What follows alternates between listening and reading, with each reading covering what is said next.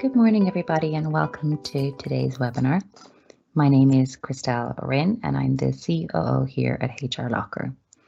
So in today's webinar, what we'll be going through is I'll be going through all the reports that you should be looking at this time of year. So we'll be going through the time off reports just to kind of keep an eye on any of the annual leave that you'll be going through that will be carried over to next year, or if there's something you should be paying attention to at this time. I'll also be going through the time on report, so specifically around the time off in lieu leave that people will be carrying over into next year, or if you want to be looking at the total hours as well.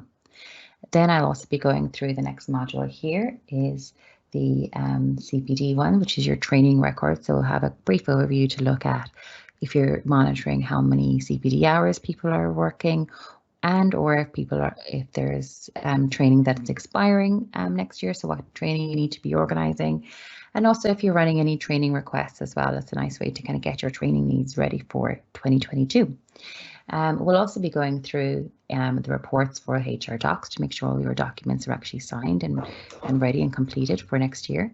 As well as then we'll be having a quick look at your RTR, your performance management, to see just to make sure all your reviews or appraisals are completed, or you know, if you're going to be setting them up for next year, or whatever your own process is. So as always, I have the lovely Jenny with me today, who will be monitoring the questions and answers section. So if you have any questions at all throughout the webinar, or if you want to look at something specific, or even if you need a specific report created for yourselves, if you just put your question into questions and answers, and if I don't answer it during the webinar, I'll certainly answer it at the end of the webinar, and hopefully we'll be able to give you as many answers as possible. So what I'll be doing first is I'm going to go into the reports section here, and this is where all your reports, for those of you who are using HR Locker, hopefully you'll be familiar with this reporting section here. So as always, we have lovely visual reports, but we also have everything in downloadable CSV or Excel format as well. So for most of this webinar, I'll be concentrating on those Excel and CSV files so that you can get all the information you require. Also, just the key thing to remember, if there are people on this webinar and they're users of HR Locker, and you might say, oh, well, I actually don't have access to this report section. The report section is available to administrators of the system, as well as managers who are given permission to view the report section. So I'm just going to give you a brief overview just for a second in case if as an administrator you may want to give rights to a manager. This is how you do it. So you'll go into the directory here. So the directory, for those of you who aren't using HR Locker, is where it's like your all your employee database. So it's all your employee folders and where you apply different rules, but also keep up to date of all your information for each employee. So it's like your employee folder. So if I go into Andy Roberts here, I can see he's a manager. If I go into view, and if I go into his permissions, obviously only administrators can do this. And there's reports section here. So if you have a manager that you want to be able to give access to do all the reports, you'll go into the permissions section and give him access to the reports. And you can decide whether the person needs to have access to all the offices, or maybe they just need to admin one or two offices as well. So you can do that for each of the managers. And so you can kind of give them admin rights for those reports section. Okay, so if we go back to the reports up here, and most of the time at this time of year, what people kind of are really concerned about is your annual leave. So the most important report, in my opinion, is the annual leave summary for 2021. And what that will give you really an overview of what carryover people will be having for next year, if you allow it, and how many annual leave days people may still have if you want them to take them before the end of the year. So I'll just show you a sample report of this one. I'll just drag it over to the screen. Okay, so you can see all that. So if you download this report, obviously this is a blank one here. I'm just going to zoom in a little small bit so people can see. So here, see here, all the employees will be listed here, IDs if applicable, offices, so maybe you want to just see specific offices here. But the most important thing that you want to see here is, one is their annual leave type, so that's going to be if they're in hours or days. What their annual leave allocation has been for 2021. So even if they started maybe just for 6 months 6 months of this year, it'll show maybe they only have 10 days instead of their 20 days allocation, whichever it is, how many they've actually accrued. So that, this time of year, we're into December at this stage. So if somebody's been here for the full year, they're more than likely going to have accrued the full amount of annual leave that they've been entitled to. Their carryover from last year. Okay, so what did they bring in from 2020 into 2021? Manual adjustments. So if by any chance a manager or an admin have given an individual an extra day for some reason, that's their entitlement here. Their leave taken to date, so that's important. So it'll show that they may have taken 15 days holidays this year, whatever it is, and they've booked ahead, so maybe they've 3 or 4 days booked off for Christmas. But what you really want to be looking at is this balance. So all these will give you the information, but this is really, this column R is really the one that you want to be looking at, and what this is balance versus full leave year. And what that is going to tell you is how many days the person has left to take. So depending on your carryover policy, if you allow unlimited carryover, all this is going to carry over into next year, this column here, or if you have a carryover policy, they have to take 5 days or 3 days, whatever it is, it's going to, people are going to lose days if they have more than your carryover policy. And if you have a 0 carryover policy, then they're going to lose all these days here as well. So it's important just to be having a look at this to make sure that, one, that people are taking their annual leave. That's important. That they're not bringing over, kind of 50% of their annual leave into next year, because you don't want people to be just, building up all their annual leave so they can take off, 3 or 4 months next year.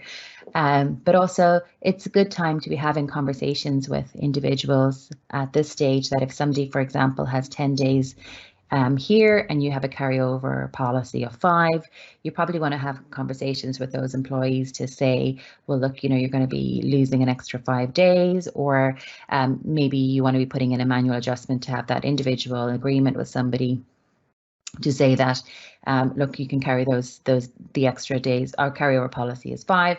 On this occasion, we're happy to let you carry over those 3 individual days, and you'll have to make a manual adjustment for that. So good idea to start having, just to view that information now and to start having those conversations with employees, just to make sure that you're open and everything's transparent with everybody. I'll just show you here then what it would look like. So I'll just get rid of that report. So if you go into the time off section here, and I'll just pick another person. Oh, here we go. Okay, so you'll see here, this is an individual here. So their carryover, obviously this person has crazy holidays. Their carryover, this is from 2020. But if, for example, they're going to be, this person's balance is 39 days. For example, if you're happy for them to carry all those days into next year, what you would do is you'd come down here, create a manual adjustment. But what's really important is that the effective date is not in 2021, because they're going to lose that manual adjustment because your carryover policy is going to take into effect. So you want to put in that it's from the 1st of January 2022 is really the effective date, and maybe you want to put in that there's 5 days, so agreed to carry over an additional 5 days. Okay, so just the important thing is that you're putting in the date for the future for 2022, or else your carryover policy is going to go in. And that's an individual company decision to make. It's an individual decision on that you'd make with individual employees, is if you allow them to take over the additional over the carryover days, and maybe it's a blanket no rule, or maybe somebody it's agreed with the manager that they're going to take off 2 weeks in January or whatever it is, and they want to take that additional leave in January. So that's on an individual basis. But just to be very clear is that if your carryover policy will go into effect on the 1st of January, and people will lose days if applicable. Okay, so we'll just go back to the reports here now. We'll keep going through the time off reports here. So again, that's the annual leave summary report, and that'll give you your overview of carryover, really, which is the important one there. The next one's here that if you want to just have a kind of a brief overview, just to kind of give you an idea of what your leave has looked like in your company for the last 12 months. So The sick leave one is a good one to kind of have a look at, just to view, you know, who's had sick leave, how many days sick leave you've had. Just compare unpaid leave to unpaid sick leave, or certified leave to uncertified leave, just to give an overview, to see. A lot of the time when you're looking at these reports is to understand, well, is there a problem or is there a pattern? You know, sick leave is normal, but you know, once it becomes you know, out of the normal is when we need to start paying attention to it. We've also introduced the Bradford Factor report here. So for those companies who are using it, you're going to take it's kind of, it looks at the amount of instances and the amount of days that people have, and it'll give the individual a Bradford Factor score. So again, it's really giving you an overview of I'll just download it there and we can have a look at it. It's giving you an overview of, oh, it clicked onto the other page, my apologies, here it is. So you'll see here, it'll show your employees, the number of sick days they've taken, the number of instances they've had over the last 12 months, and it'll give them their Bradford Factor score here as well.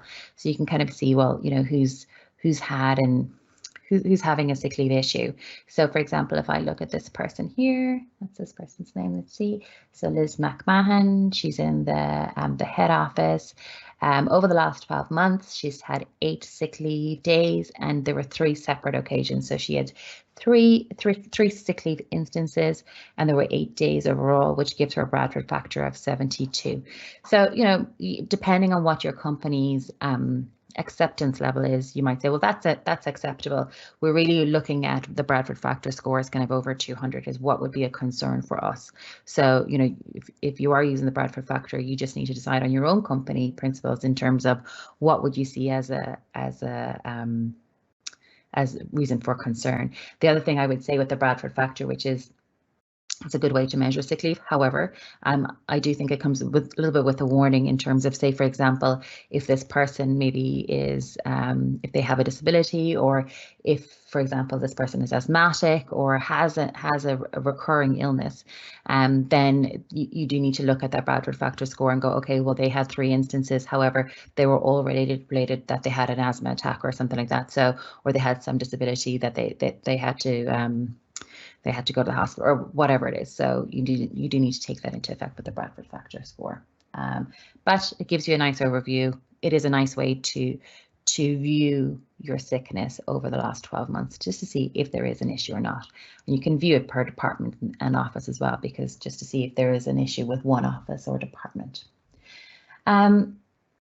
So the other one you might want to have a look at here, again, just for reporting purposes, is the COVID-19 related sick leave. So just really to inform yourselves, have there been a number of occurrences over the last 12 months in regards to people taking COVID-19 sick leave, if it's isolating or if they actually have COVID-19, how has that actually affected your company? Just in terms of even if you're paying for sick pay, or you know, how is that affecting your company, and what has the cost been of COVID-19 to your company as well? So they're really all the reports that I would look at from annual leave, from an annual leave perspective. Important as well is that for all the reports, obviously, you can download all the relevant information to your current employees. But if you do have any terminated employees, just make sure you tick that little box here, and it'll give you the information for everybody over the last 12 months. Okay. So the next bit I'm just going to pop on to over here is the time on section. So the time on section is obviously any of your timesheets. So if it's kind of relevant, let's have a look and see how many hours people have worked, and kind of project hours, things like that. So obviously lovely visuals here, but we're going to go back into the downloads here. Excuse me. And things that are relevant, some of these would be kind of industry specific. But we'll go through the reports anyway, just to show. So the download the total hours report. So what that is you can download your total hours from the 1st of January to the end of December. And for those people who it's quite common in kind of the teaching practices or things like that, that if they take out the summer period, that you have to work a certain amount of hours because people don't want them to be in a full-time contract. So that's a good report, is to have a look and see how much an individual has actually worked over the last 12 months, and is that going to actually affect their contract as well. The TOIL report, so the rolling TOIL report, I think would be a good one for people if they're using time off in lieu. So that's going to basically show, you know, how much TOIL people have actually accrued or bringing into the next year. We also have a new time off in lieu setting, which I'm going to show you after this in a second, just to show how you can manage time off in lieu.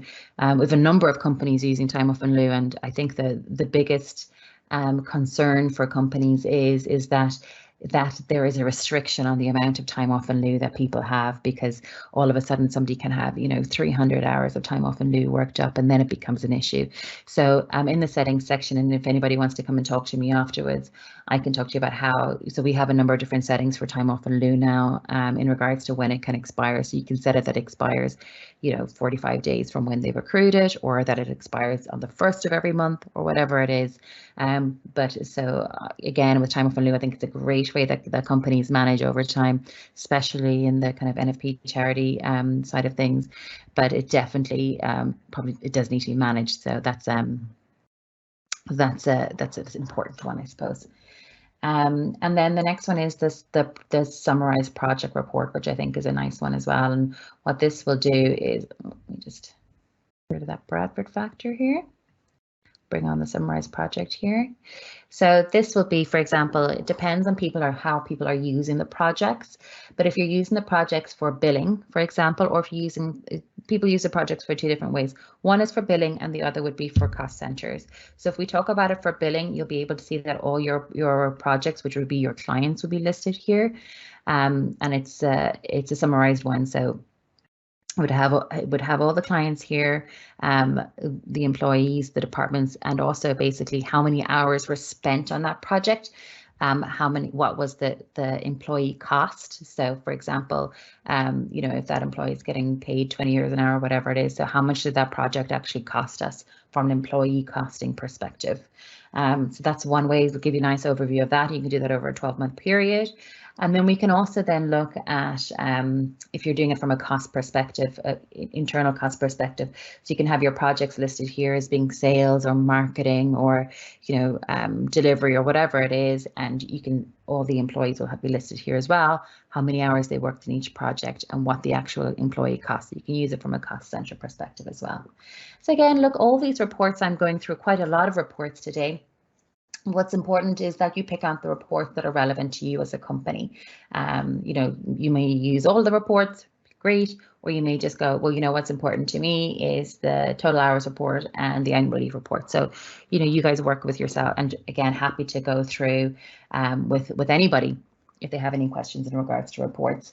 The other thing is, and I think I kind of make sure that I say this to any of the customer success or support team as well, is that if any company is looking for a report specific, if the data is in here, we're happy to talk to you about what reports you want to look at, or if there's data warehousing or whatever it is that you're looking to do with the information.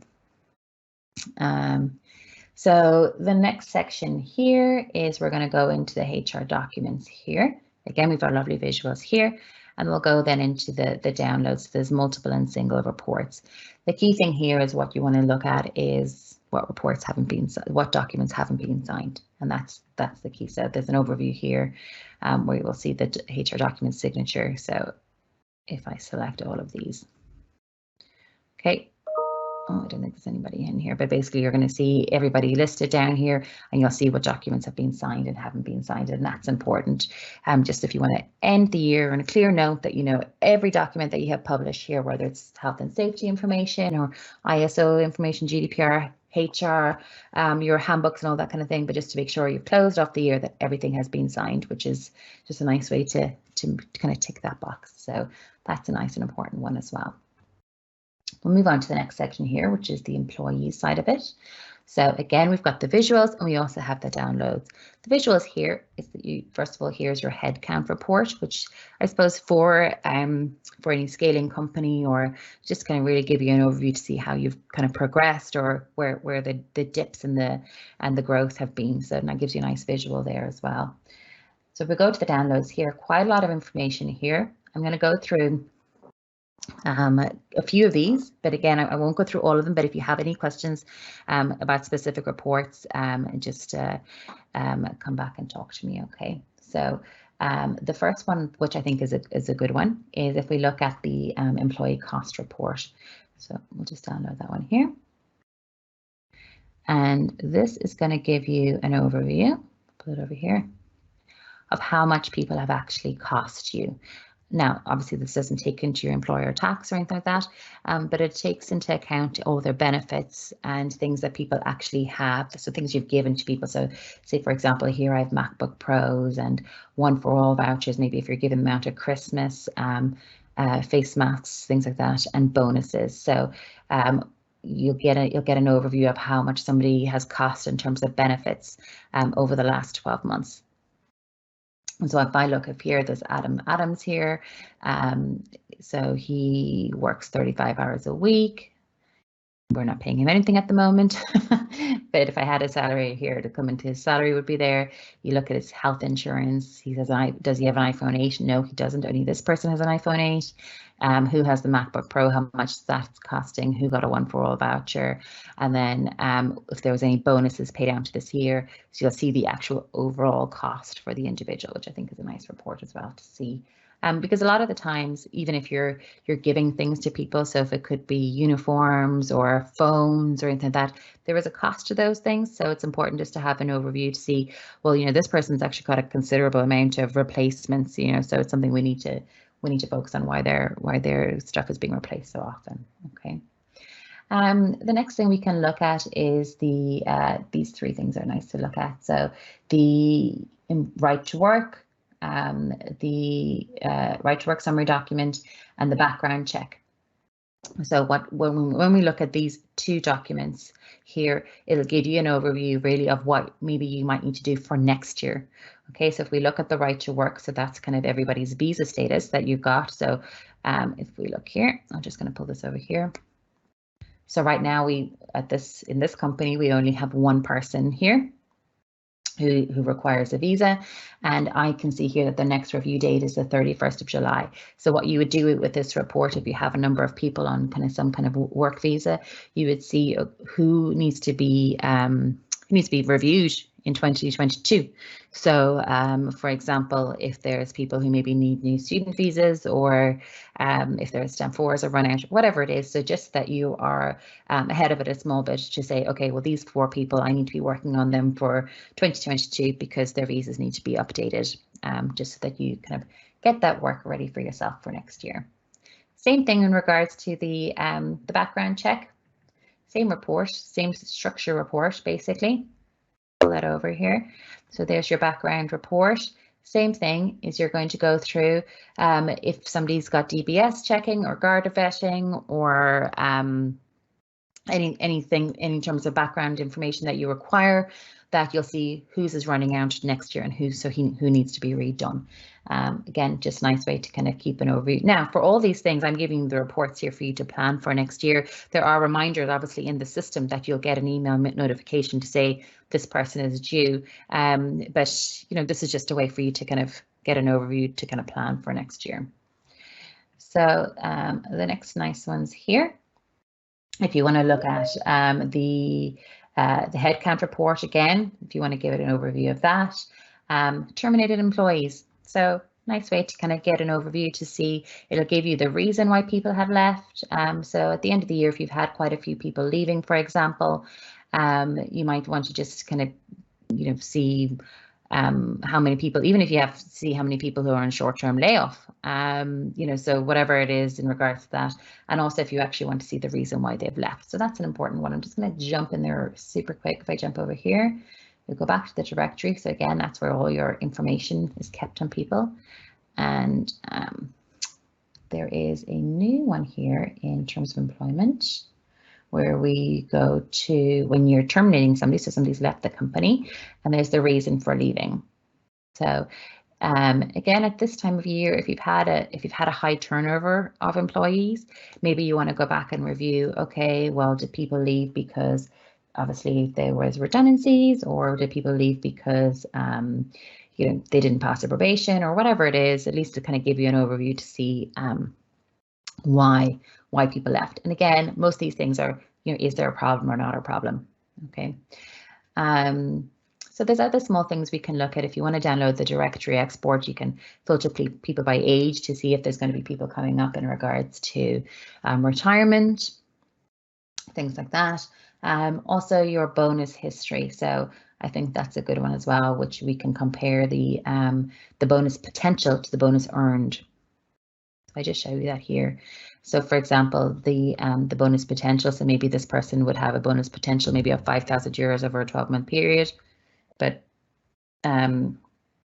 excuse me, but what did they actually earn? So maybe they only kind of earned 500 euros out of that. So maybe that's something as a HR issue you might want to look at and go, well, why did this person only earn 20% of their bonus?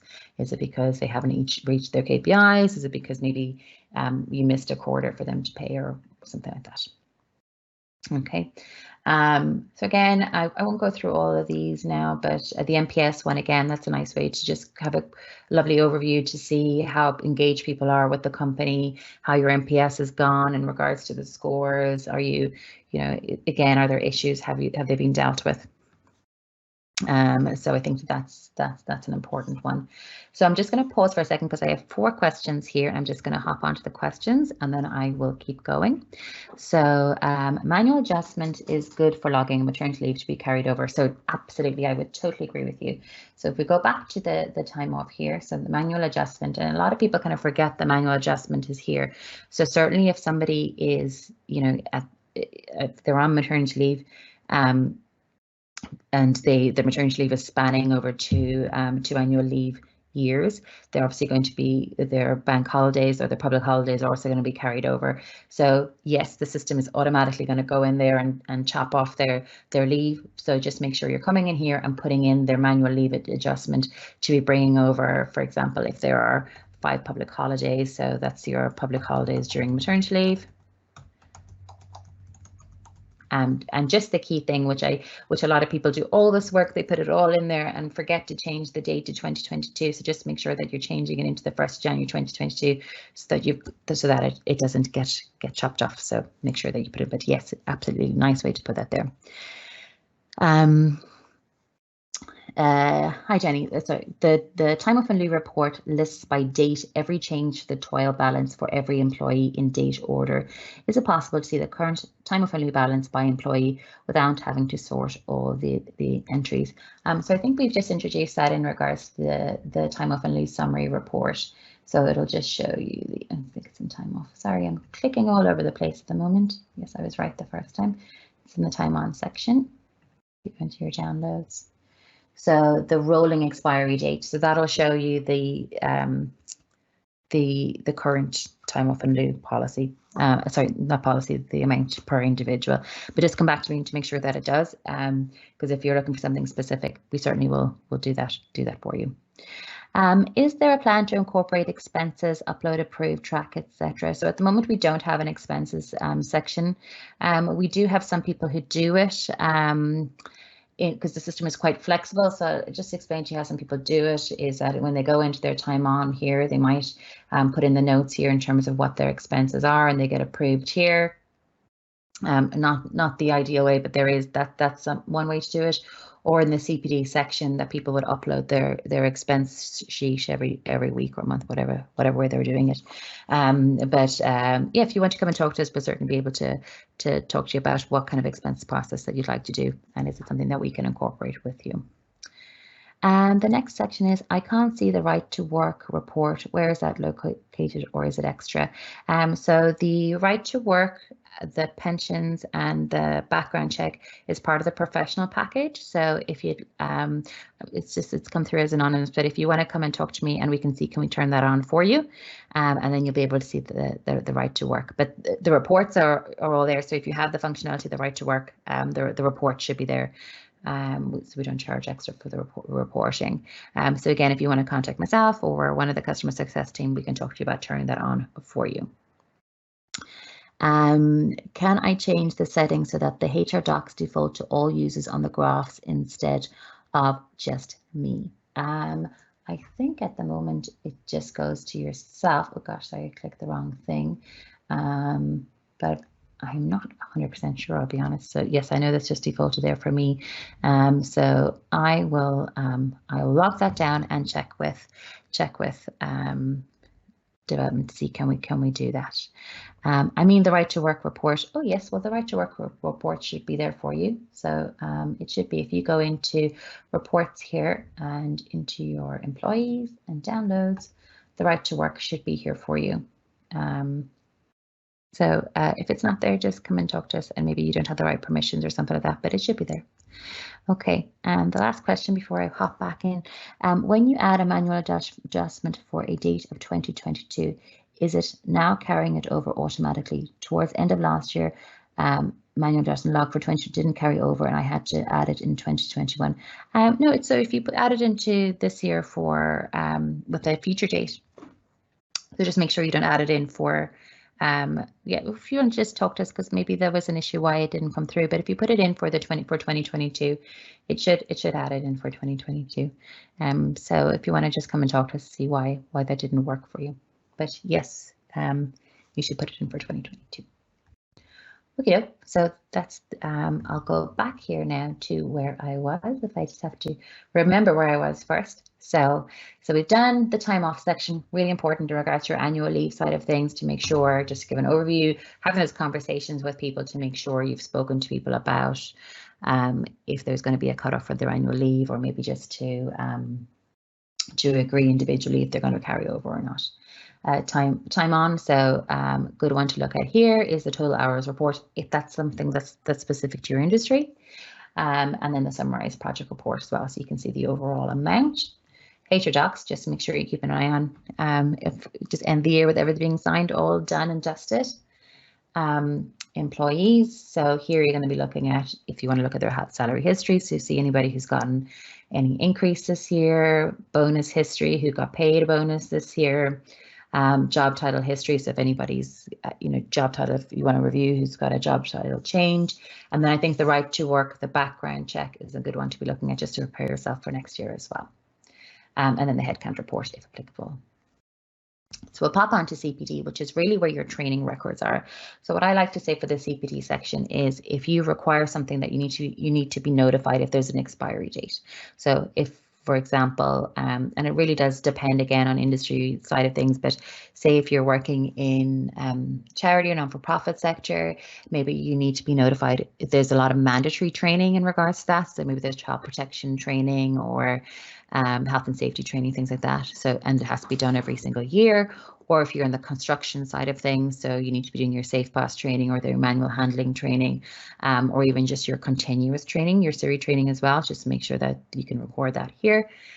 Obviously, accountancy wise, you're doing your CPD training, and then just in general, so even for ourselves, what we're recording in our CPD is our GDPR training, our ISO training, our security training, so the mandatory training. But then, all that mandatory training is a good way to be kept in here, so that you're being reminded of your expiry dates, making sure that you know what's coming up next year, so if the course is booked for next year. But not to forget also the other training that we require for people. So the personal development training can be done here as well, and can also be facilitated through the system. So I'll just explain how we do it here first. So when we go into CPD over here, I'm just going to open up another tab here. So we would have already done this kind of towards the end of November. We'll go into the request section here, and as an admin, I can request training needs. So what this does is I send an email to everybody in the organization to say, hey, we're organizing our training for next year. Can you come in here and decide what training it is that you require for next year? So we do this as part of our appraisal process and our performance management process, so that people are prepared for next year. So they say, well, you know what, I'm struggling in this area, so I need this training, or maybe I actually don't need any physical training. I don't need to go off and train on something, but I'd like to shadow this person for a while.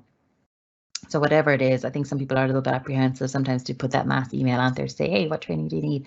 But at the end of the day, it is your manager or the admin or the training team who's going to say, yes, we can do this year. No, we can't. Or why do you want that training? But it sparks a good conversation to have.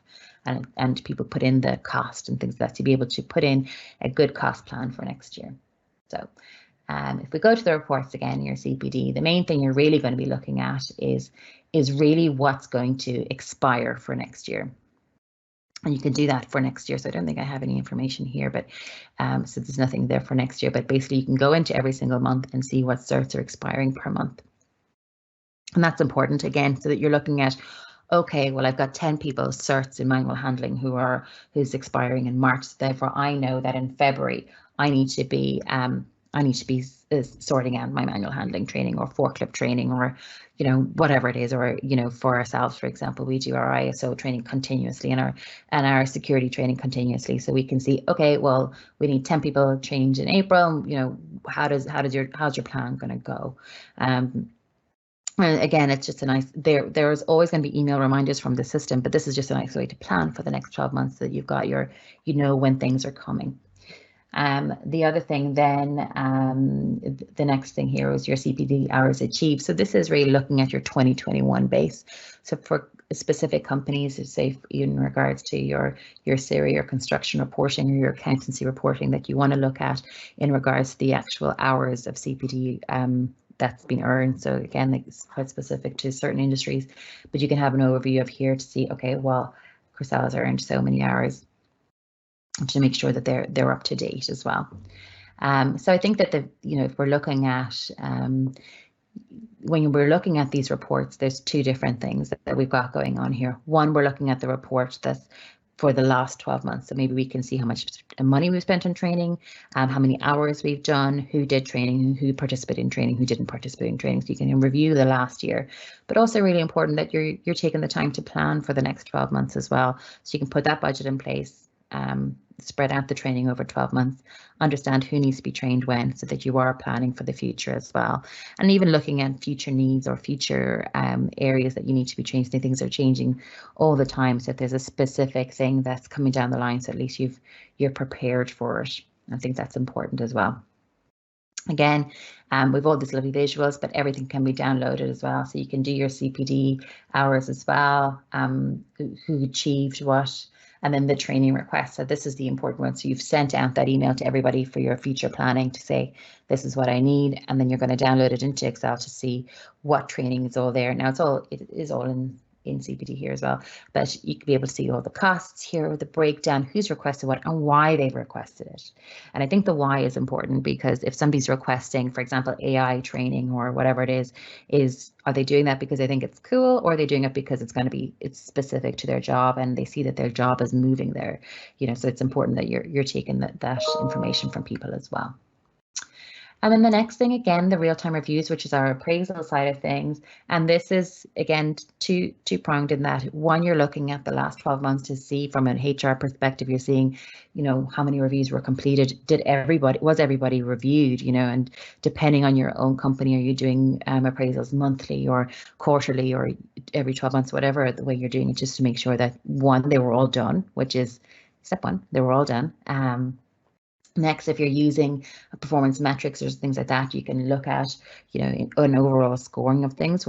And really what you're looking here for is issues, right? So you're looking at somebody, if they're performing badly, so you're looking at low issues. And as a HR team or a managing director team, maybe you want to look at, okay, well, why weren't we notified that these scores were so low? Or why is maybe one manager teams so low and another one is really high? Are people kind of scoring people differently? Do we need to kind of level them out or not? So, and this is where you need to be, looking at the next kind of the last 12 months. But once you take all that information, then you need to decide, okay, well, how are we going to, what's our plan for the next 12 months? And that's important as well. You take this information and you decide what's next. So here, I'm a huge believer that everybody should be in a constant state of review. So even if somebody's review is scheduled for 6 months' time, that's okay. It's whatever your company does, but the individual is still in a state of review because they know it's coming up in 6 months. So you can see then basically what reviews are scheduled for the future, which I think is important. Review frequency as well, so you can kind of gauge with that if you are a company that you're doing reviews every 6 weeks or whatever it is, and then you look at the review frequency and you see, well, actually we're only doing them every 3 months. Why is that happening? So again, you can kind of delve into that information a little bit more. So these are important ones here. And then the next one here is the very last section I'm going to show you here is the payroll side of things. And I'm not going to spend a lot of time in this other than if it is a case of that you're using HR Locker to take your timesheet information and put it into your payroll. Just important that in regards to your timesheets that people know when to complete them, people know when to submit them, just so that you have that information to pay them, obviously. So just make sure that you have that, having those conversations, or you know that it's timesheets maybe need to be submitted a week earlier or something like that, just so that you've got your reports ready. And really that's the main side from a HR Locker perspective. After this, so obviously, as always, we're going to send you out the recording, and we also have a top 10 HR reports kind of download as well that'll go with that email, just so you can see kind of what I would say would be the top 10 HR reports that you should be looking out for. And I think that hopefully that'll be useful to you. The very last bit I'm going to show you here is HR Locker, but I'm only going to spend a second here because I'll get lost in here sometimes. I'm a bit of a nerd with these reports, so I like to spend a bit of time on these reports. So one of the things in Hire when you're recruiting people, it's really important that you start to look at where are you actually getting your CVs from. So are you getting them from Indeed or LinkedIn? Or are you getting them all from your website, or where are you getting them from? That's step one. That's really important. But step two, it's really important is to see, well, even though I'm getting huge amount of CVs from this specific website, I actually don't ever hire anybody from there. So you need to be looking at both, is not just the amount of CVs you're getting, but actually where do you make the hire from? And so you can kind of clarify, well, maybe it's a waste of time. I'm getting all these CVs from this job board, but actually we never hire anybody from there. So I'm just kind of wasting my time. So you can kind of review that. It's a good time to be reviewing it at the end of the year. And then as well, so there's your top sources. Then as well is you can kind of break down, well, how long did it actually take for me to hire somebody in comparison to maybe referrals if you're using it. But what I actually like is at this time of year, which I think is really good, is your process timing. So I don't have anybody in here now, but when you can see, okay, well, it might take me 20 days to screen somebody, it might take me 40 days to interview somebody, and then it's taking me 100 days to hire them. So where in the process are we breaking down? Is it that we're taking too long to screen them, or are we taking too long to bring them through the interview process? So you can kind of review that. And I think at this time, it's a good idea if you are looking to hire next year to go through, okay, well, I think we need to learn what we did wrong here last year and how do we do it better for next year. But I digress somewhat. So if anybody wants to talk about that, please feel free. I could waste an hour talking to you about that. I have another couple of questions here that I'm going to just hop on to. And please, if anybody wants to ask any more questions, throw them into the Q&A section there. Is there a length of service report? So there is. So if you go into, oh goodness, I just logged out. That's fine. So in the length of service report, so you're going to go into your reports and your employees and your downloads, and it's in the directory export, which, am I going to get it here? Yes, I am. Fantastic. And if I'm just going to should bring it over to you now. And if I scroll all the way over here, you're going to see length of service. Have I gone past it? Have I? So there's your bonus potential. There's your leave reason, which is important, and your contracted hours, notice period. Oh, sure, which was in here? Obviously not. There's a length of service report. I got into the whole report. Oh, here we go. Phew. I thought I had lost my mind. So in this, so you'll see an INJ, you're going to see years of service and actual years of service. I'll just explain the difference. So that's your length of service, okay? And then actual years of service, sorry, is what you're going to be looking for. And then the I here is years of service. So for example, if there's been a break in employment, if you put somebody on furlough or whatever it is that you did, or if somebody left for 6 months or something like that, and you paused they put them in short term, you paused their contract, that's what that's going to come into here. So there's basically that's the difference between the two. If the years of service isn't relevant, if you've never put anybody on a short-term leave, or if you don't have people coming and going, then that's not really relevant to you. It's the actual length of years of service. So it's in the directory export is what you're looking for there. And then the next question there. Is there a report that can identify outstanding info on people profiles, i.e. tax numbers, etc.? Yes, I think probably the directory export would probably be your best thing there again. And really that's just going to go through the blank spots really. So if I bring that over here again, it's going to highlight who hasn't put in the information. So if we're looking at, what are we looking at here? I can see that these people haven't put in their tax numbers. So I think that's probably either this one, or actually what might be a better report for you is the new starter report maybe. So if you're doing it over the last 12 months, you're going to pull that down and we'll open it, and it kind of just gives you, so that's that personal page is what you're downloading here. So you can see that what they haven't, these people haven't put in their information. Yeah. I think probably, yeah, either the directory export, so you're just going to see the gaps there, or one of these probably would be a good one. Sorry, let me just open this one here. Is this one better? Yeah. Okay, so this one is the new starter master sheet payroll report. So you're going to see here, these people nobody's put in their tax. You're going to see who hasn't put in their tax number. Obviously, if these people haven't put in their bank account details, this company is obviously very bad. They haven't put in their personal phone number, their addresses either. Yeah, so actually I think scrap that directory export. I think the new starter master sheet payroll report would be a good one. And this is just another example of this new starter master sheet payroll report was a request from a company, so that's the reason why it's there. So I really can't stress enough that if there is specific reporting that you require, we're really happy to go through that with you and get the reports done for you. We do have a few companies using data warehousing, so they take the HR Locker data and they plug it into whatever ERP or Power BI that they're using, and they can manipulate the data themselves and create whatever reports that you want. But if there is a specific download that you'd like us to do here, we're happy to look at it. So that's really it, guys, and I hope everybody found this very useful. It is, as always, if anybody has any questions at all, please come and talk to myself or anybody in the team. We'd be delighted to go through anything with you. Obviously, oh goodness, I just checked here. One more question before we go is, our annual leave year runs August to August every year. Can I check? Oh, Jenny, you published that. Can I check that end of year won't affect any manual? No, absolutely. So I am talking about, so right now I'm talking about, because the majority of people are going from January to December. If your leave is from August to August, these rules will apply from August to August. So your carryover policy will, I'll just go show you here, your carryover, any of these end of year reports will only be applicable. So this webinar is for you for August, basically. But nothing will happen to you on the 1st of January.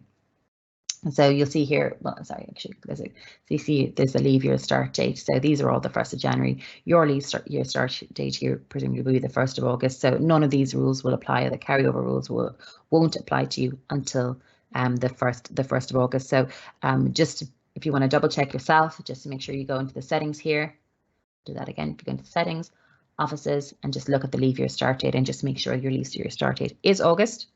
And if it is August, then none of these rules will apply to you. Okay. If it is in August, please come and talk to us and we'll review that for you. See here, I have one here is for the 1st of April, I think it's the 1st of February. So just make sure that just double check for yourself. So yes, as always, Jenny's going to send you on a recording of the webinar. She'll also send you on a lovely download of the top 10 HR reports. Please come and talk to me if there's any reports that you required. Other than that, I hope you all have a lovely holiday and hope to see you all in the new year again. Take care, everybody.